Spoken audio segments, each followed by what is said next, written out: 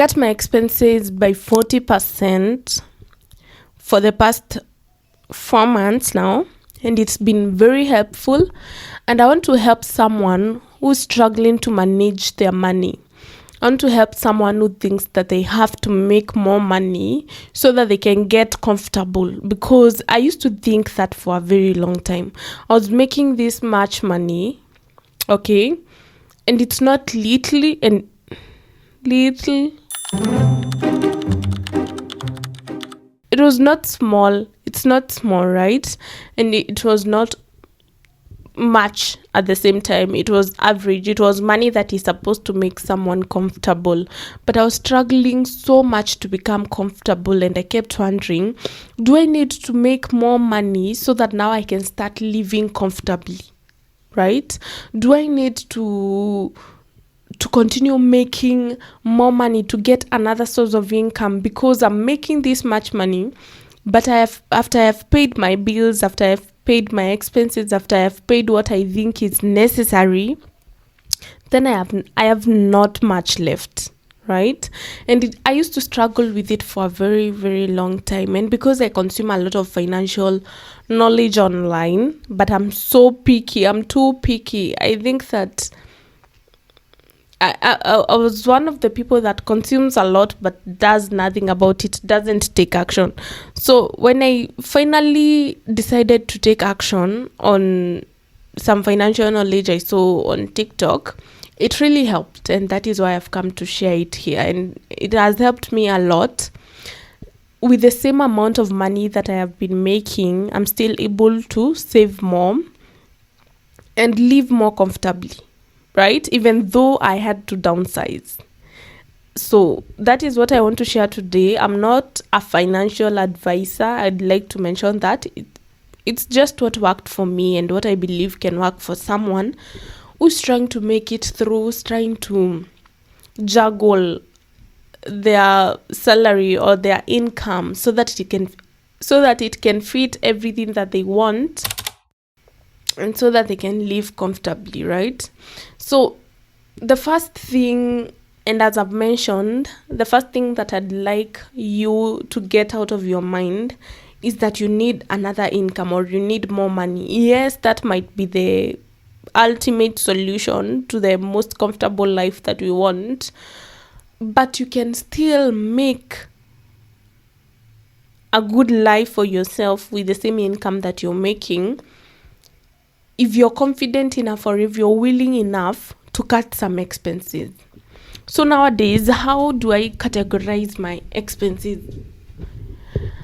I have 3. I categorize them into 3, okay?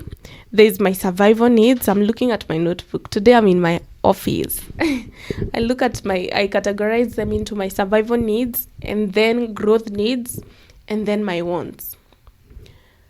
Before, I didn't have like these categories.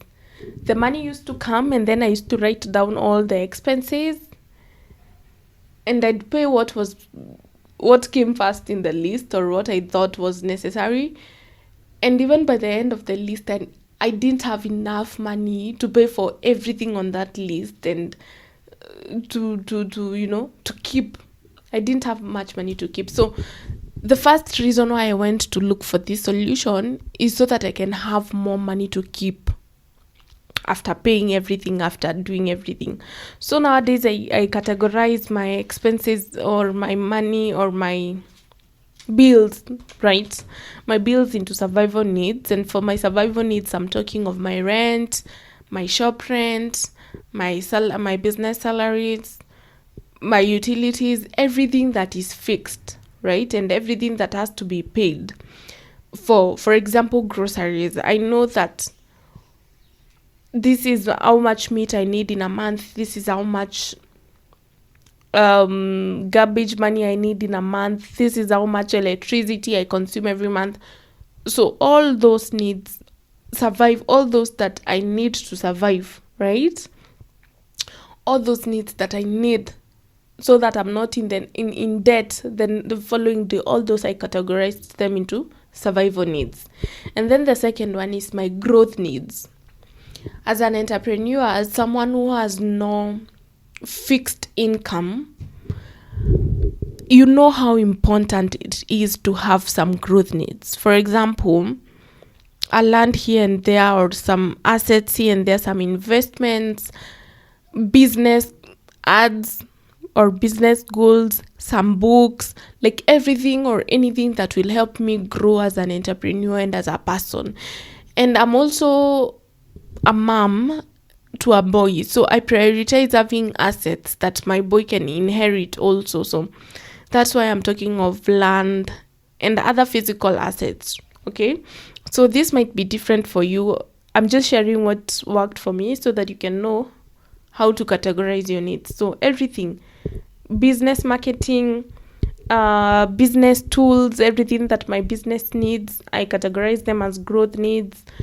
Investments, for example, I've been saving a lot into MMF, money market funds. So all that, I categorize them into my growth needs. And then the third one is my wants. These are clothes. Let me tell you, I'm that person who will go out and I will not come back without something, without having bought something, right? And you'll find that I've bought decor pieces, clothes, shoes, sneakers, toys, a lot of unnecessary stuff. And I might go out with 1,000 bob or 10,000 bob, and by the time I'm getting back and I'm trying to trace what I bought with that money, I can't even figure out it correctly. So I decided that all this, everything else that is not a growth need and that I don't need for my survival, is going to be my wants. So everything, my nails stuff, my decor, my eating out, snacks, weekly snacks. I stock in a lot of snacks sometimes, so I categorized them into my wants. So the advice that I watched stated that every month, divide your wants into 2. That is what I did. So for example, if my want this month came to about $350, right?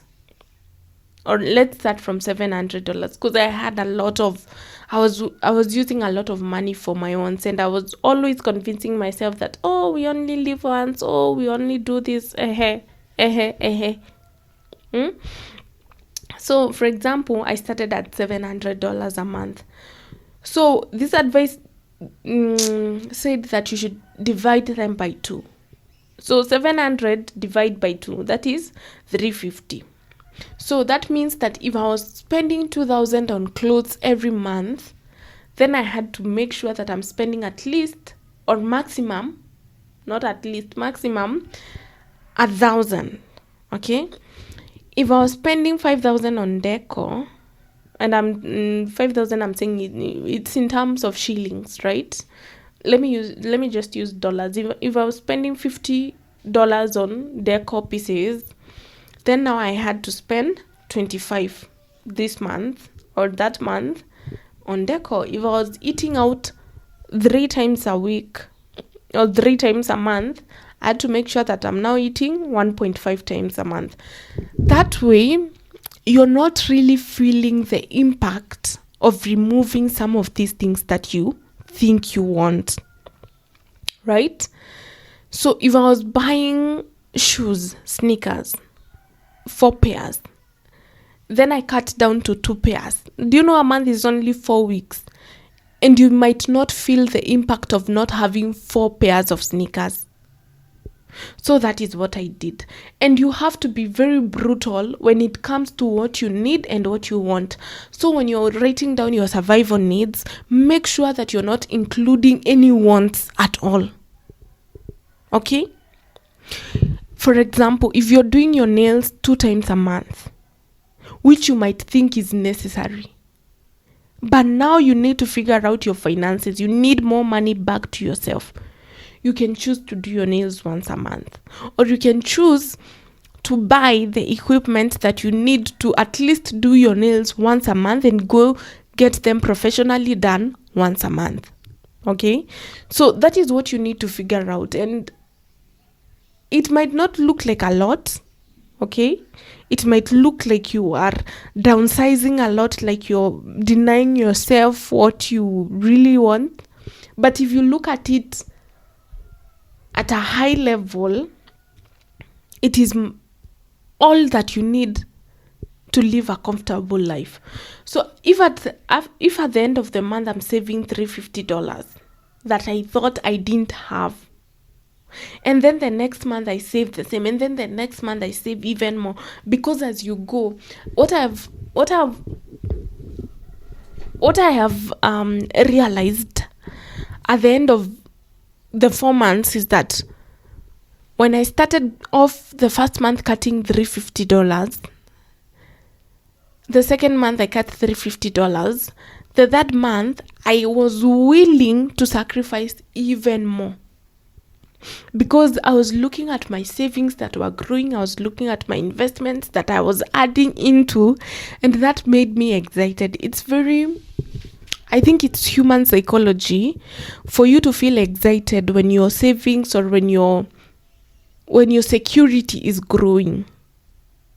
Okay?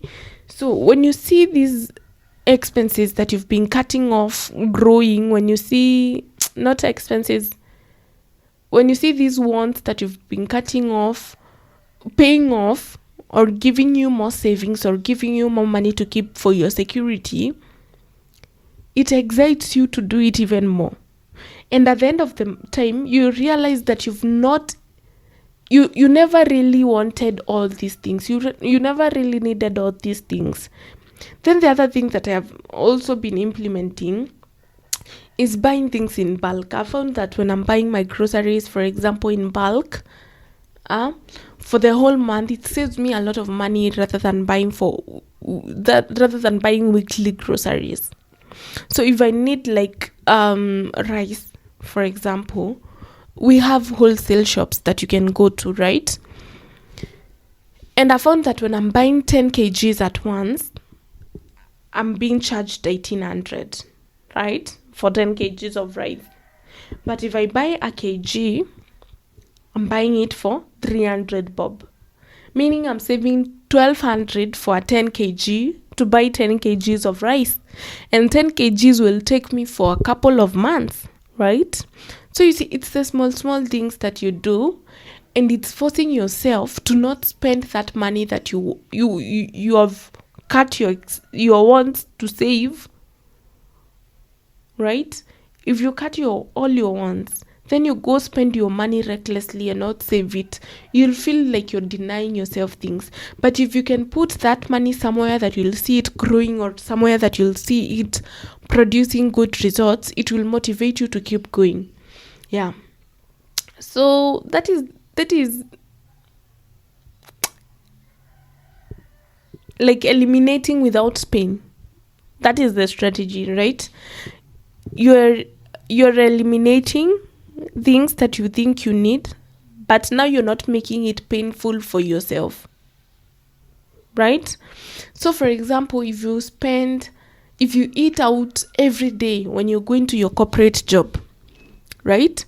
You might decide that I will be carrying lunch 2 times a week and eating out 3 times a week, right?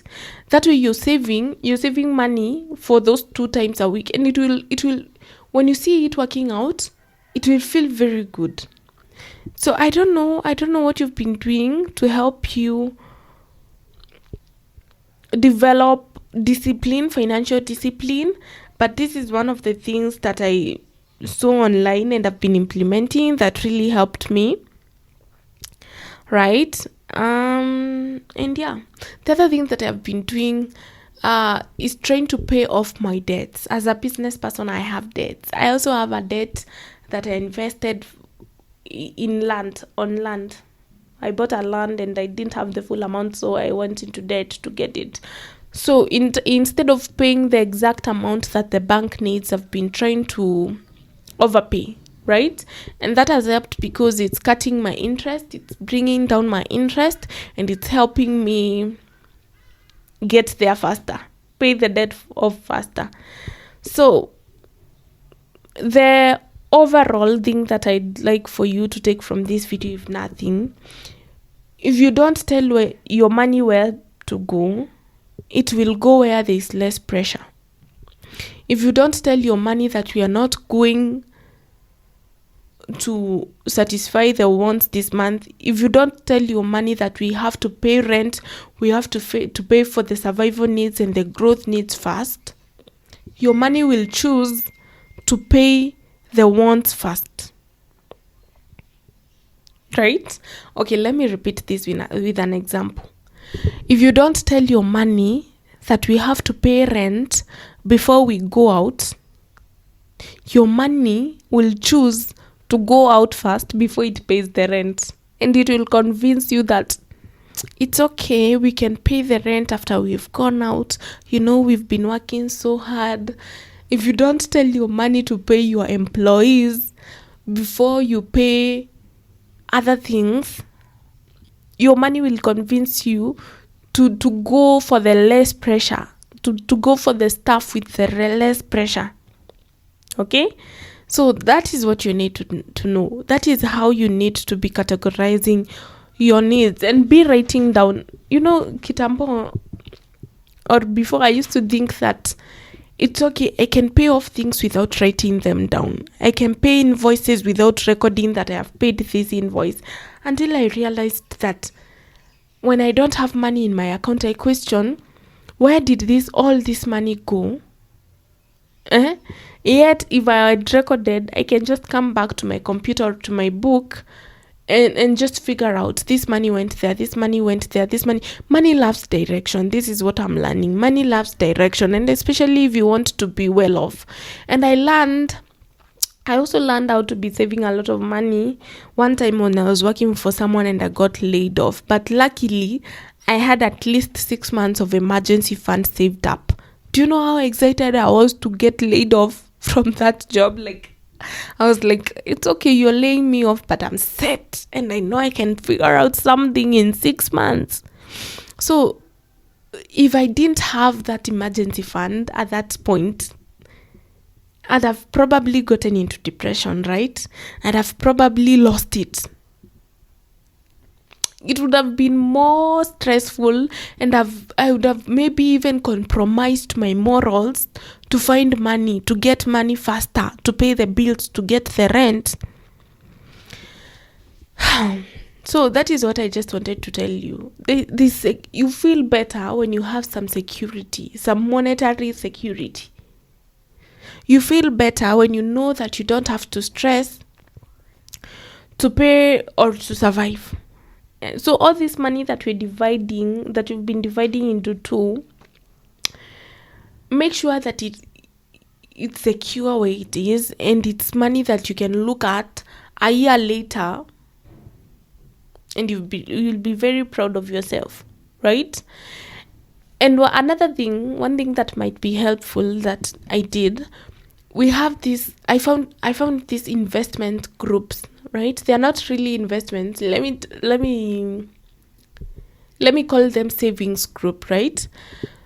Where we save money, a certain amount of money every month and every week, okay? And then when it's your turn, you get the money. We call them chamas in Kenya. They are like groups. You can get 10 people, 20 people. You save this certain amount of money. Then you may go around it. One person gets the money this month. Another person gets it the other month. Like it's your savings that is just going round the table. When it's your turn to get it, you'll get it in a huge sum of money. So you can do something big with it. Or you can save it as your emergency fund, or you can save it into your investment needs, into your growth needs. So yeah, that's my take, and that's how I've been able to feel more comfortable. And especially if you're in business, you know how stressful it is because you feel like you always have no money, right? So that's it. And yeah, you have to be really honest with yourself if you want to make any financial moves, right? You have to be really honest with yourself, because if you look at what you're spending right now, there are very many loopholes. If I sat you down today and told you to explain to me where your money goes every month, you will not probably do it comfortably. You feel like, I don't need to tell her that I eat out 6 times a week. I don't need to tell her that I spend 500 on clothes. So whatever is embarrassing in your financial needs or in your financial bills, whatever is embarrassing in your financial life, it's time that you start dividing it by 2 every month. Every month. Just divide it by 2. By the end of the 6th month, it will feel like you didn't lose anything, but you are still able to save so much.